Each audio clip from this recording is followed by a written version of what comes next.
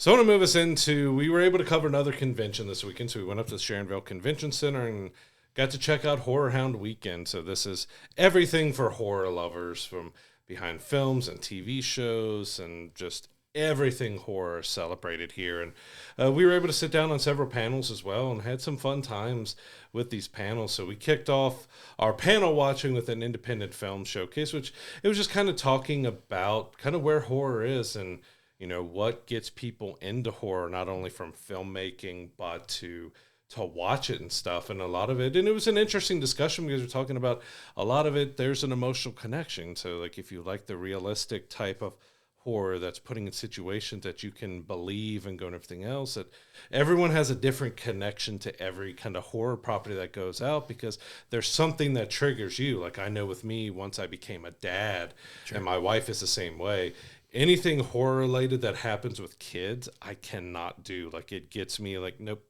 I can't handle something happening to kids in a horror film anymore. Like it wasn't that way before I was a dad. I'm not being heartless or anything, but I was able to like, all right, that's bad, but I can deal with it. Now that I'm a dad, I'm like, nope, I can't deal with it anymore.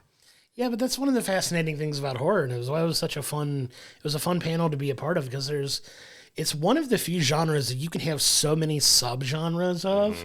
And there's a little bit of something for everybody because they talk about, you know, it was so great hearing these independent filmmakers talk about it because they have the passion for the projects that they're making, right? They talk about, you know, the title of the panel was called The Art of the Scare, right? And it was talking about the different ways that they can use scaring you in a film and all the different ways that it can be done, right? It can be, you know, like you said, the torture elements of it. It could be slash elements of it. It could be psychological. It could be comedic. It could be, you know, like there's so many different ways to get a scare out of somebody, or whether it's thought-provoking or whether it's physical, you know. Just making people uncomfortable. Yeah, like all the different elements that go into making horror you know, the awesome genre that it is. And it's one of my personal favorite genres to begin with. And it was really cool to hear them talk about like the passion that they all had for why they went into this type of filmmaking, why they enjoy making these types of films that resonate with them.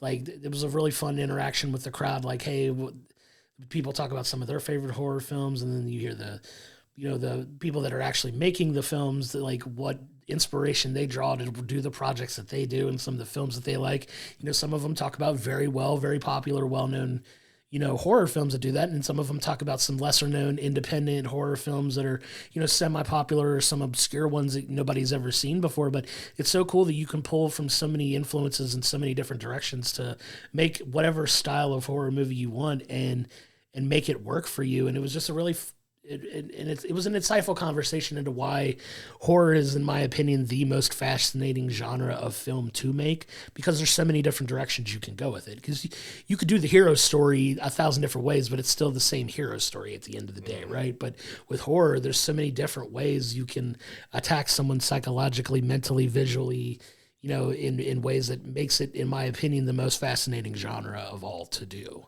And you've had quite a few films recently where you're kind of taking it from the perspective of the bad guy, basically. Sure, like yeah. you're getting in A Violent Nature, and kind of Maxine and the X and the trilogy, like she's not exactly the hero, she's kind of the villain as well, and it's so you're kind of exploring that different aspect. Well, what if we're showing it from not from the hero perspective, and we're seeing it come this way? And we've seen quite a lot of that. But yeah, it was really interesting to see, especially some of them say like, I'm actually, you know, I'm a very introverted, I have such anxiety and all this other stuff, but when I do the horror, I exploit that because I know that bothers me, so I'm going to do that to kind of using what terrifies me to terrify other people with it. Like you're using kind of what you know, but yeah, horror can have so many different varieties to it depending on what they do, because if they go very violent, if they skip on the violence, but there's more torturing you psychologically. And I love the discussion that they got on about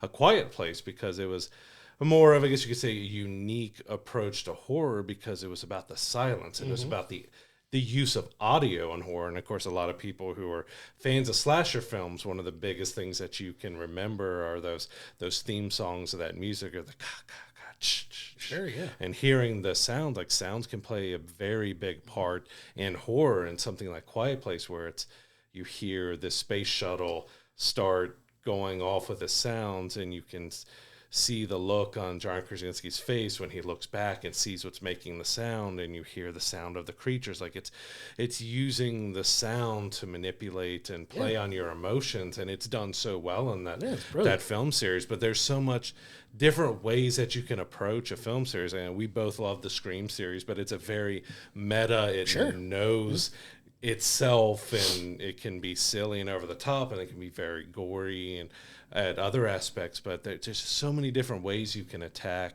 and go after horror, like several of them that had films premiering there, which unfortunately we weren't able to do the film festival that this weekend, but they dealt with family, like horror with family, with grandma. They made a lot of jokes out of grandma horror and everything else, but that's stuff that people can connect to, the realistic nature, like, okay, what's going on with this family, and you don't know. And terrifying aspects of that, it was really interesting to see how they talked about their approach to horror, what got them into horror, even like what scares them, and that's the reason why they got into it. But it also fascinated me, it was kind of across all these panels of just how they talked about how much fun they have making horror films, because you see some of these, especially the ones that are very brutal and dark and violent and stuff, and then you hear that they were laughing and cracking up and having such a great time doing it. We'll talk about that a little bit more at the Evil Dead panel, which is, it's kind of a little bit over the top, but they took the reboot kind of very seriously with it. And they were just talking about just how much silly, crazy fun laughing that they were having while they're doing the puking scenes and arms being cut off, and they had refrigerators full of different types of blood and vomit depending on what kind of creature is having it. Like, just talking about kind of how silly over the top. Like, you think that you kind of have to have fun if you're doing stuff that might be as dark as that, but it was really interesting to hear just how much fun they have making horror. Because, like I said, you think it could be fun, but if you're doing something dark, you wonder how psychological that is on the actors and actresses to do that kind of stuff. And there's like, we just had a lot of fun. Like in between scenes, we're cutting up, laughing, and making jokes. Like, and it kind of leads into the Evil Dead panel that you mentioned, because it was the next one that we saw, and it had the three main stars of the Evil Dead remake, and it was a ton of fun listening to them kind of recount and retell some stories. Lou's meeting that he had with Bruce Campbell was a very funny anecdote that he told about it, talking about his audition and being the only one to really get to interact with Bruce Campbell from that aspect. And it was fun to see like them recalling their time on it, because this film came out 12 years ago, but they're doing a panel for it because they were all here, and just to see the love and the reverence that they had for that film when they were making it, just hear them talk about the incredible fun, but also like the physically taxing aspects of it, because that was also touched on a couple of the panels that we sat in on, where they talk about how you get more rest, and some films are more fun to make during the day because you get a normal sleeping schedule. When you're making some of these films at night, and you're more nocturnal and your sleep schedule's thrown off, and you're shooting from sundown to sun up instead of the other way around, and how that can take a toll on you, and some of the physical things you put your body through to do some of these films, and get the prosthetics and some of the practical ways that they shoot these films to make it look as real as it does, and some of the things that they go through to put their bodies through to do some stuff like that is challenging, but also very rewarding, that they seem to really enjoy those parts of as well. It's just fun to see people's perspective from, taking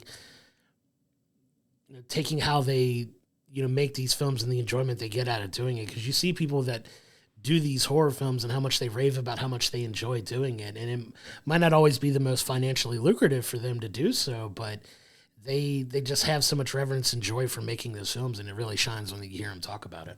Yeah, I think so. The Evil Dead panel going on, but talk about how much fun they can have. But yeah, when you're shooting from once it goes dark to once the sun comes up, and then you may be spending 8 hours getting prosthetics put on you, depending on what type of horror film you're doing. If you're being slashers or cut up, or if you're demonizing yourself or something else, you can spend so many hours getting stuff glued to you and saying that hurts when you're having to pull off all the prosthetics that have been really glued to you. And then if you're doing a running scene or something that you're having to look like you're exhausted, they're jumping rope and making themselves like breathe heavier, and you're doing all that in the middle. Then it might be 3 a.m. that you're, you spend 8 hours in the chair, then you've got to get yourself feeling exhausted, and then you have like 6 hours of filming to do overnight. Like it can be really exhausting doing a horror film, which it was really interesting to open up about that kind of stuff. Like, even though it can be fun and they enjoy it, it can be really hard and exhausting. Like, I think Jane talked about it took 2 weeks to do the blood rain scene. So you're just daily being covered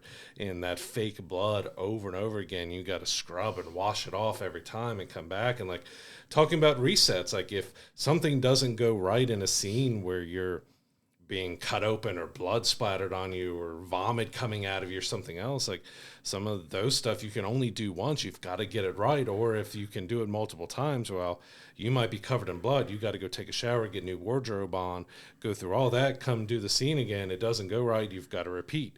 Go get a shower, get new wardrobe, come back out, and like you're constantly having to repeat, having this very sticky substance all over you. And I think it was Lou who talked about he fell asleep one time, like he had a beard and long hair while he was doing The Evil Dead, and that he like fell asleep and he had the blood on him and he couldn't lift his head up because his face was stuck to his shoulder. It ended up tearing out some of his hair because once that congeals, it was ripping out hair. Yeah, and it's really fun to hear them tell some stories. The Evil Dead one was a fun one. I know we jumped over the actual second one that we saw, which was director Ty West, who, you know, is most famous for his trilogy of, you know, X, Pearl, and Maxine films that I absolutely love. He's one of my favorite modern day horror directors, and you know, we got to talk about, you know, his experience making those movies, you know, how he basically got to get X and Pearl shot back to back in New Zealand during COVID. That was COVID a crazy story. On a lighter budget than he probably would have even liked, but he took advantage of the fact that he was going to be down there to get both movies made.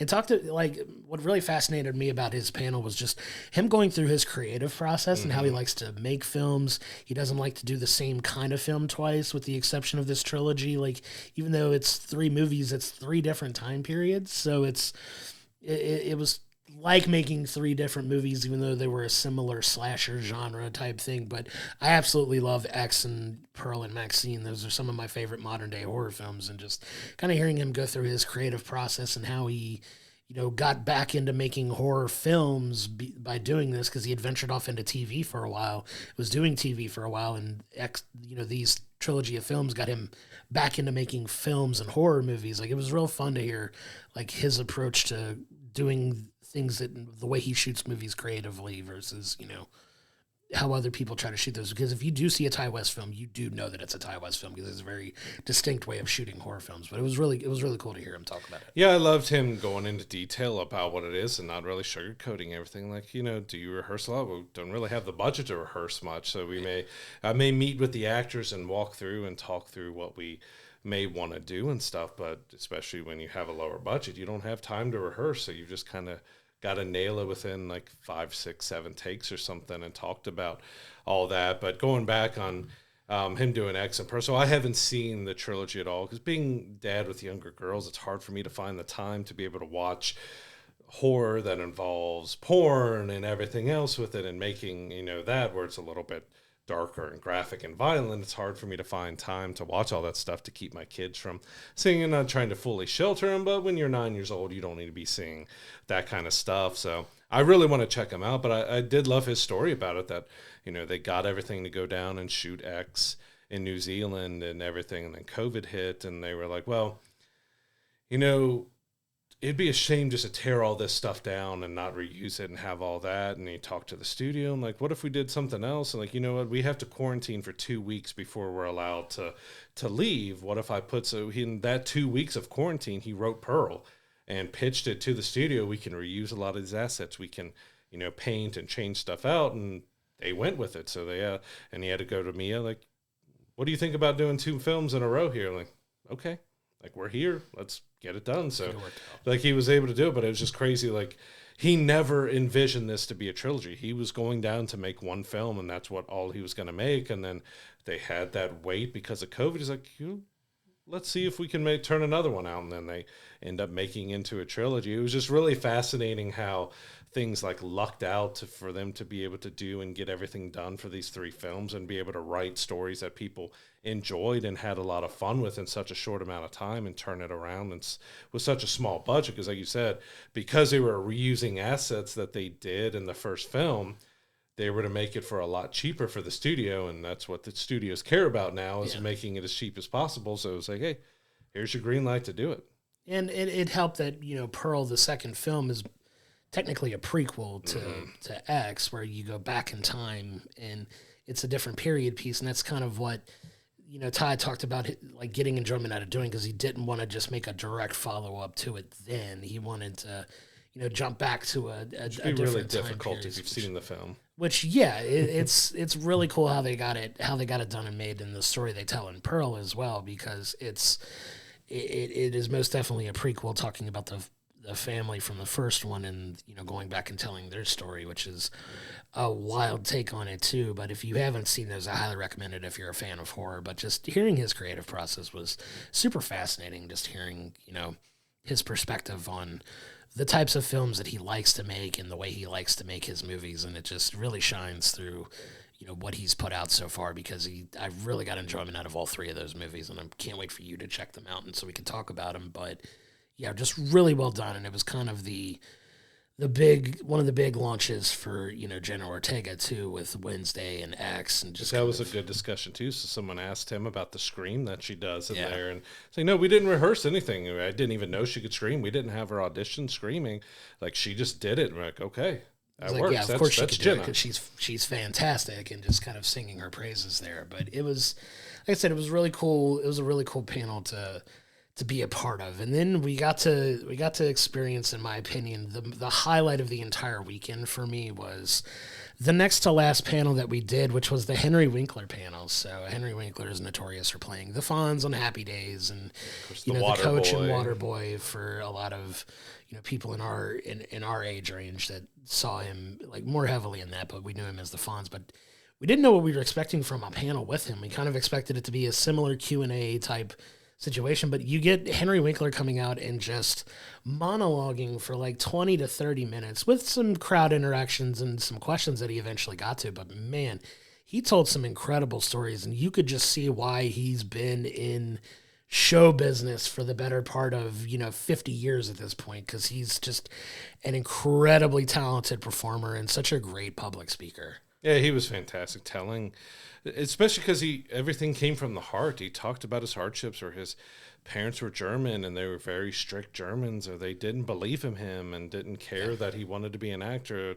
But I also love the part that he immediately related. I was terrible in school. I was not a good student. I didn't do good. I ended up finding out later on that I had dyslexia and I had a learning issue and stuff, and that I felt dumb and I didn't feel like I fit in with anything. But you can't let that kind of stuff stop your dreams. Like, he's giving an inspirational speech to everybody. Like, you can't put a period on a negative thought. You have to be able to push that to the side and move on, because my entire career is based on me being able to push those negative thoughts away, because I wasn't, I got accepted to one college and I didn't do very good there. I almost got kicked out and talked him into like leaving me in. Then I was able to get into drama school at Yale and everything else, and I was able to go through all that. And even when he started getting acting gigs, he's like, well, they hired me for like 3 roles, but I ad-libbed stuff and they liked it, so I took a 6-line to a 10-line or something on the Mary Tyler Moore Show. And especially with Fonzie, like I loved his story about Happy Days and stuff, because he was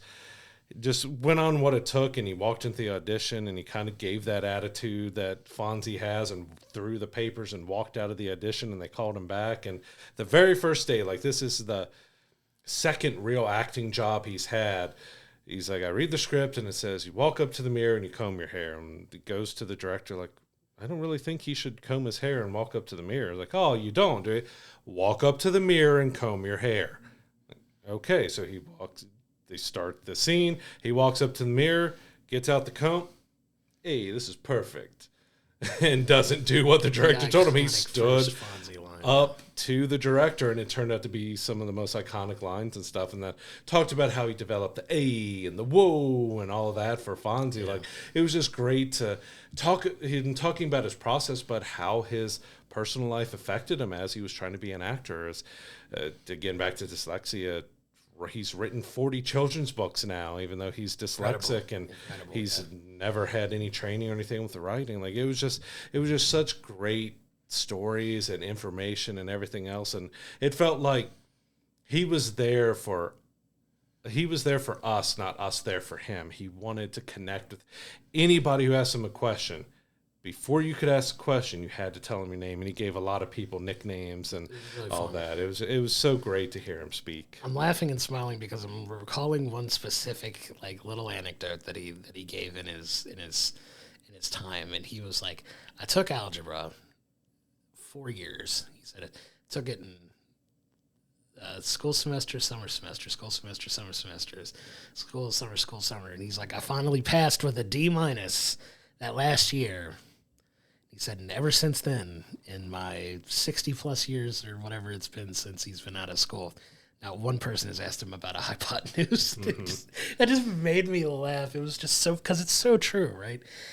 And, he's, a strong advocate for education, and obviously, you talk about how you like to see people educated based on how they learn, not what you I love that. Like, yeah. It was a really cool thing. He didn't get, trust me, it sounds like he got political. He did not get political at all. He was spoke like from the heart. Yeah, just speaking from his life experiences. And it was such a cool, personable, time with this audience that he really held in the palm of his hand, because he's such a captivating speaker when you're listening to him. Like, he holds your attention, and it was so good to see somebody who's been an icon in the entertainment industry for as long as he has. One of my favorite moments, though, is he's notorious for liking bundt cakes with no icing, and nobody really hosted this panel. He kind of came out and did his own thing, which is not normal for a normal panel where there's a host and a star, and they banter back and forth and do a Q&A. Well, it was just literally him with the microphone, and one of the guys who's been moderating some of the panels came out and said, hey, this is like a little gift for you. We've brought you something.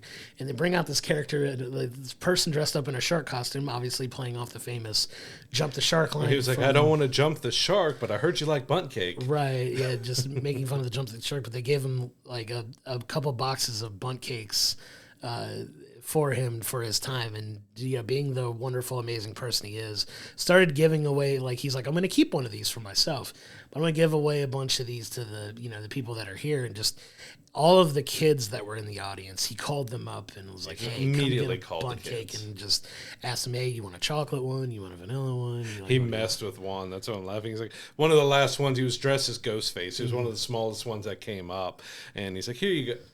Oh, and he's just so funny. Like 4 or 5, you could tell like he's a grandpa and other stuff. It's just it's that just back and forth, and he finally gave it to him. But he was just hysterical. Like such a.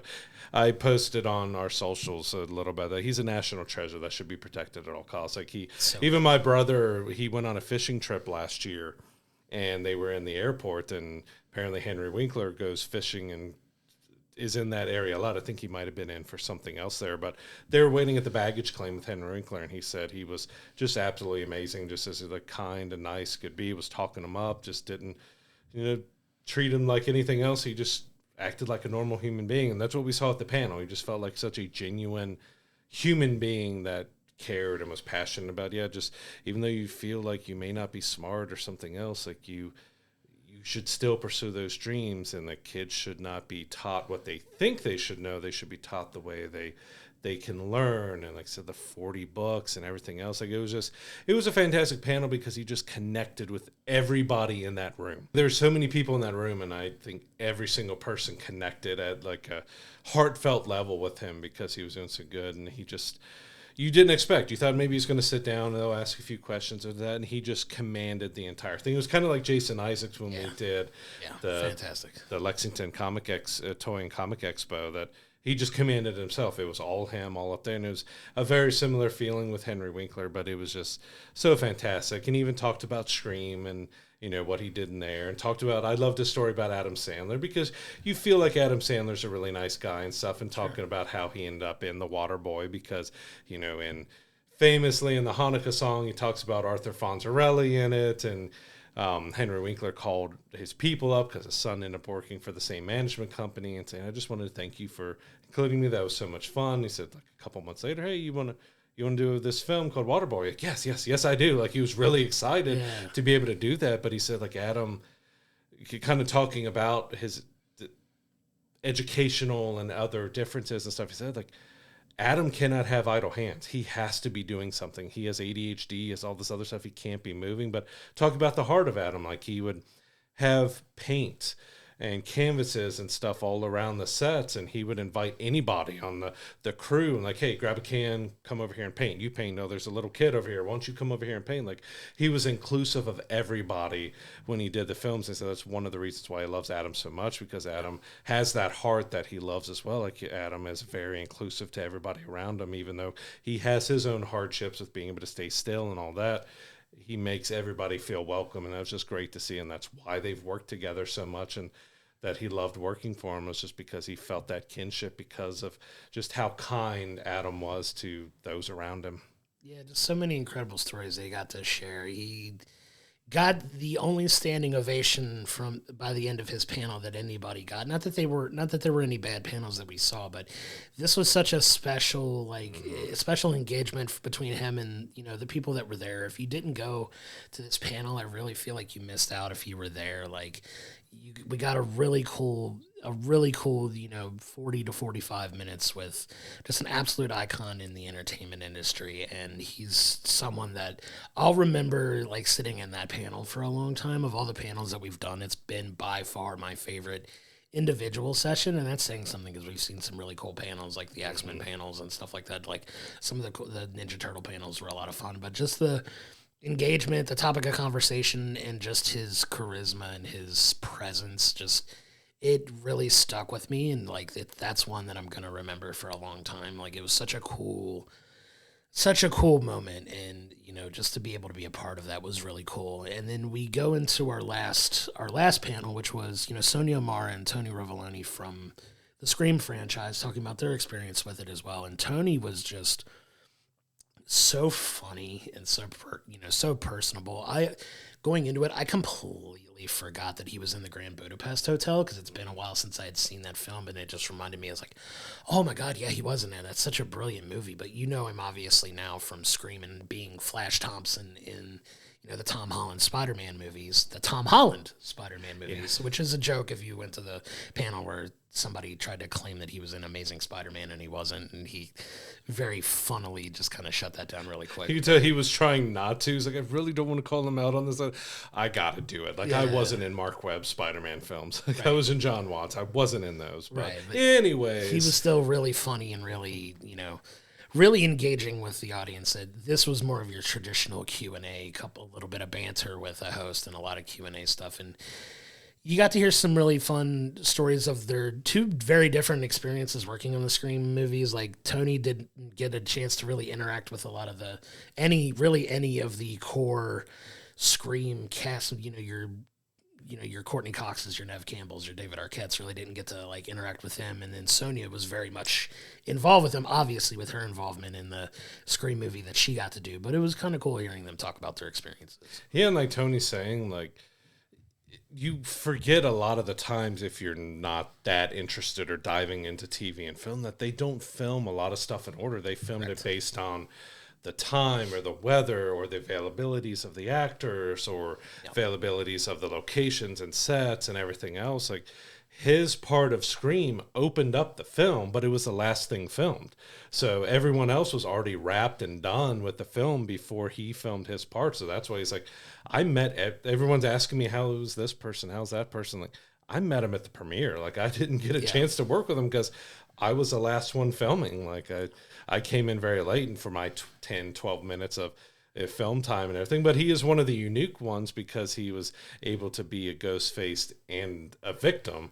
And they talked about which one do you kind of put yourself with? 50-50. Then he started recalling, what? Someone called him the Drew Barrymore of his Scream. You know what? Make me a victim. I'm fine with that. I'm with Drew and I'm with all the others that are opening, but he was the first opening kill of the kind of reboot and the new part of the Scream. It's I'll take being a victim, even though I'm both. I'll take I'm the first victim to kick all that off. Yeah, absolutely. Yeah, I'll take that. And he got to tell some really funny stories about getting to film one film while he's also filming, Willow, the TV show. And he got to talk a little bit about that, which was fun. He talked about, potentially what could have happened had they gotten to a season 2 on Willow. But a lot of his conversation was about Scream and things like that, and just his experiences with those films. It was a ton of fun because we love Scream.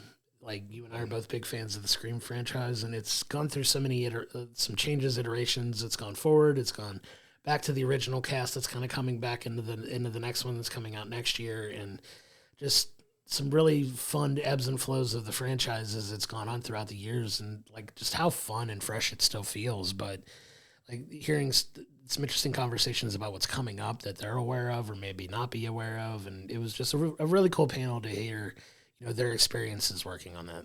Yeah, and I did like it was some of the behind the scenes stuff of Sonia talking about how everyone had a script that said they were the killer.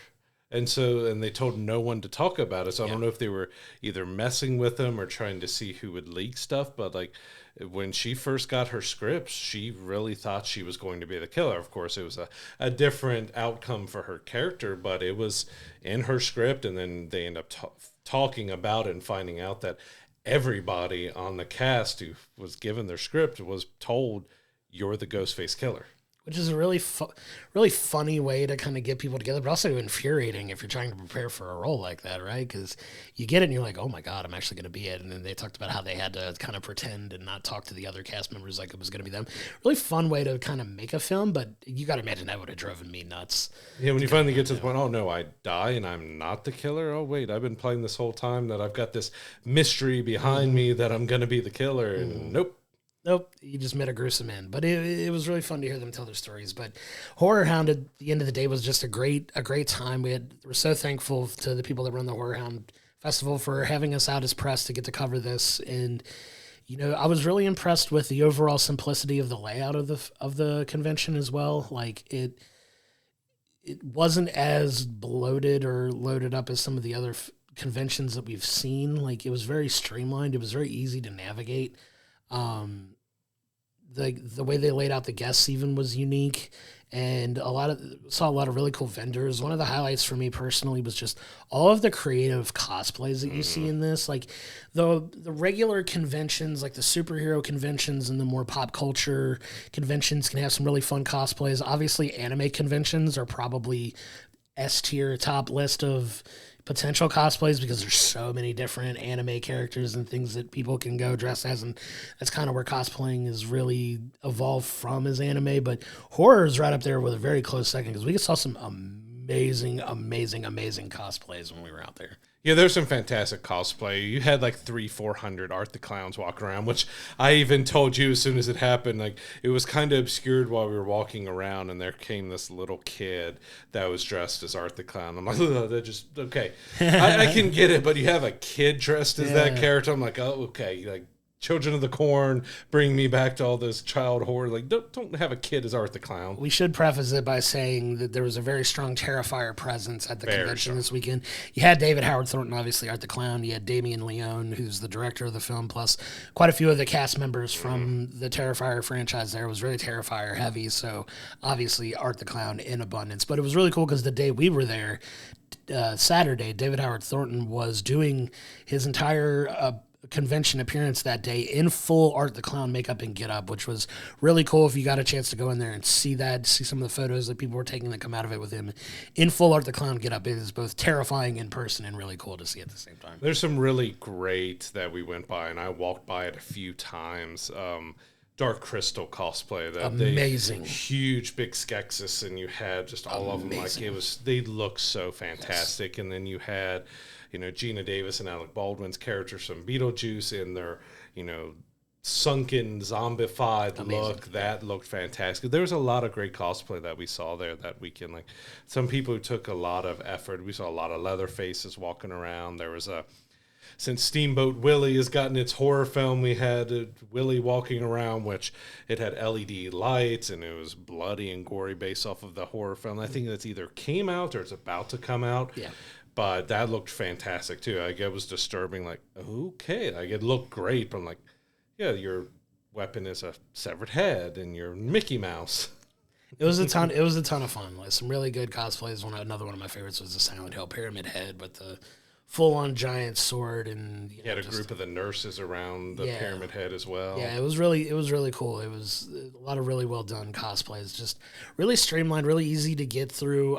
There was a lot of really cool vendors out there that was very, very tempting to not go spend a ton of money. I'm still a little salty. I wound up not choosing to go get that last Ronin Funko Pop, but one of these days I'll get one. But it was really well done and really well spaced out, and it was very easy to navigate and get around, and they kept everything pretty open for the most part to get people through and not feel as claustrophobic as maybe you felt at some of the other conventions, for sure.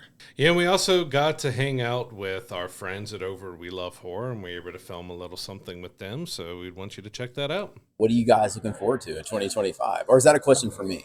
I mean, there's a ton of stuff coming out. You got 28 Years Later. You have the Final Destination is getting another version in here, which we followed a truck with hay on the back of it on the way here. Yeah. But I've seen that movie. I'm not driving behind you. Right.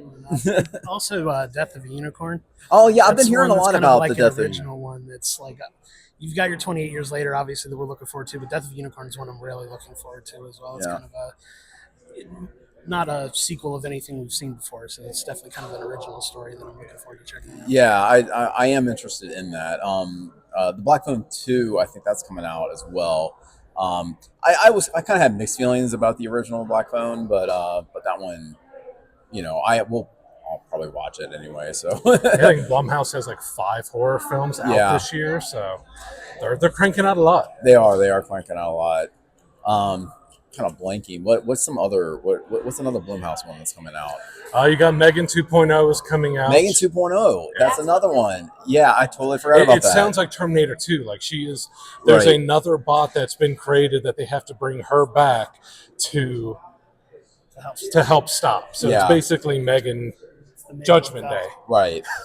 But yeah, Megan 2 is definitely one that is I found the first one, it was really entertaining. It's kind of it's kind of a spoof, in a way, but also has some actual like horror elements, very some scary parts. So I am looking forward to Megan 2.0. You recently saw The Monkey, right? We haven't watched The Monkey yet. What were your thoughts on The Monkey? I know we were both kind of mixed on it because, at least for us at the trailers, we thought it was going to be a more serious horror film, and it is wildly over the top. Like, it is ridiculously wild, crazy over the top. It's got some bad dialogue. I mean, it was fun.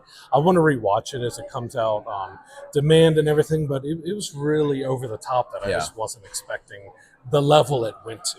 Yeah, they portrayed it as a very serious, dark kind of film, but when you get in it, some of the kill scenes in there are just so absurd and over the top that we were laughing during a lot of the movie, and that we weren't really expecting to laugh as much as we did, but we still had fun with it. Yeah. It was definitely not the movie that we thought we were getting. I saw. I heard about some of the early reviews. People went in expecting something entirely different, and I think that was part of it, that you weren't supposed to be expecting such a kind of more of a comedy. I don't know if that was their angle they were going for, but it did seem like they were promoting it as this, dark horror movie when it's really not. So it's when you're just not sure. Like, we talk about trailers a lot giving away a movie. This one actually kind of painted as a different film than it actually turned out to be. Yeah. Mm-hmm. But I say I am looking forward to Alien Earth. Our first kind of Alien TV series is coming out this year. But we've got one small trailer and nothing really else on it. So I'm really curious to see how that actually ends up turning out. Yeah, it's a good year for horror this year. A lot of studios putting out a lot of content that we're looking forward to. It's a really good year for horror. Yeah, they're putting a lot of good quality into horror. They're putting a lot more time and energy, I feel like, into the genre. I mean, you have, the genre, it's a big spectrum. I mean, you have your Terrifiers, and but you also have more more dramatic, thriller type of movies that and they're getting a lot more attention with awards and things like that. I've noticed. Yeah, you had The Substance getting Oscar nominations and global Golden Globe nominations. Last year, I think 55 movies came out in the horror genre. It was a big year for horror. It was.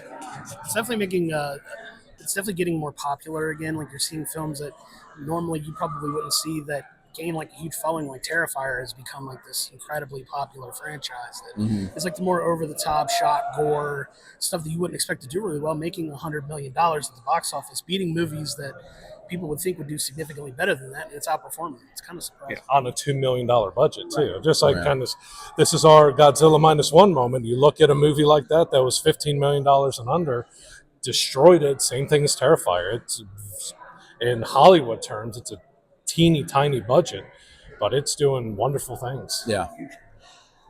So, what did you guys think of HorrorHound this year? Any? Did you have any highlights of your experience at? The Henry Winkler panel was awesome. Yeah. It was a ton of fun. I love Henry Winkler. Just him getting up there and monologuing for like 30 minutes and interacting with the crowd was a ton of fun. I'm always surprised when I come to these horror conventions at how creative the cosplays are. Yeah. A lot of the vendor booths have a lot of really cool, significant like masks and amazing, incredible artwork that it lends itself to. Like I enjoy these almost as much as I do the superhero ones, and just because of the overflow of creativity that we see from people here. Seeing the costumes is a big highlight, and especially like I said, they go over the top in some of them, and there's so much detail put into some of these. So Yeah, we just walked by some Dark Crystal cosplays that were just fantastic. Saw and those. Looked great, but I'll second Henry Winkler. He's a national treasure that should be just protected at all costs. He was hysterical, but he was also from the heart, talking about, his hardship growing up and his learning disabilities and everything else, and advocating for that. He was just, it wasn't what I was expecting. You expect him to come out and sit down and Q&A and do that, but he's standing out in front of the table at attention to all of us, wanting to know everybody's name. It was really great what they were doing, or what he did with his panel. yeah, and I agree with that too. Henry Winkler was definitely felt like my favorite part of all the panels. Although there were some good aspects in some of the other panels too. But I just you're right. He speaks from the heart. He's funny, and but he also he's very personable. So I really liked his whole segment. And he handed out bun cakes to all the kids. That was Yeah. delivered to him by a shark. So Yeah, by a baby shark. Yeah, exactly. I mean, it was fun. That was fun. It was fun coming up to the Sharonville Convention Center and checking it out. They, had a decent cast list for everybody here that you could check out. And you have Terrifiers, a big showing here. We have so many costumes It from is. them. You also got the Popular. director and the main star here as well. So it's a really fun convention. It is. I really enjoy this convention. This is our second time here. We were here in 23. But yeah, I really liked this time here. I thought it was really good. I think the only other there were some interesting things in some of the other ones. Like I think Scream gave us some insight on the new what the new Scream might entail with the AI, and there's some other fun facts that I found out. But yeah, I think Henry Winkler was probably still the number one. There's just so much. Those are the Yeah. ones you remember because he just talked to you so personally Yeah. and made it intimate between you all. Like it was not being talked to, you're being talked with. And Right. it just made everyone felt like, all right, I'm here for you instead of like you here for me. Right. Exactly. That's what I really felt like. If you have a chance, come out to the Sharonville Convention Center and check out HorrorHound. I think they normally do it twice a year, so you have the spring now and you have a fall version later in the year, and it's a lot of fun. But yeah, we had a good time in HorrorHound, sitting in the panels. We had to walk around the floor and talk to a few different people, seeing all the great vendors. Of course, local. We had a lot of local that's showing up because Sharonville's not too far away from where we are, so it's a nice, easy drive to get up there to the convention center. Even though the parking lot was absolutely slammed every time we've gone up there, which is a good sign for the conventions that they're getting plenty of people going through. But we had a good time with it. Yeah, we're thankful for the opportunity to go cover it as well. Go check out HorrorHoundWeekend.com to see when they're coming through with the next convention. I think they do 2 a year in Cincinnati. They do 1 in Indianapolis, I know for sure. But go check them out. It's a ton of fun. There was a really great lineup of people.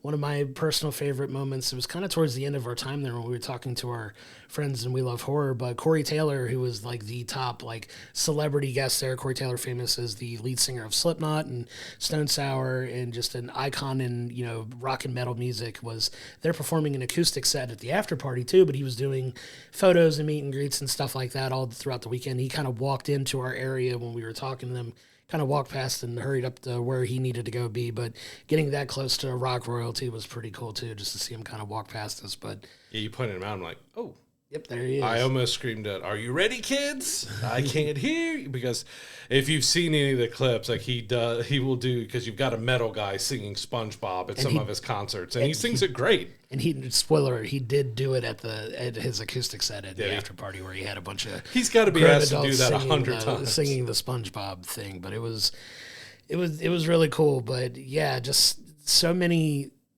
good things at that. They do a really good job of putting that one together, and it was a ton of fun. If you're a fan of horror, go check out a horror convention like that around your area. If you're in the Cincinnati area, go to HorrorHound Weekend. It is a lot of fun. It is one of the better run conventions, I think, now that it's been around for, 12, 13 years at least at this point. We attended back when Walking Dead was really getting popular with right before Merle and left The Walking Dead. It's been around for quite a while. Been around for a long time, so they do a really good job with that. Can't thank those folks enough for the time to go check that one out too. That was a ton of fun.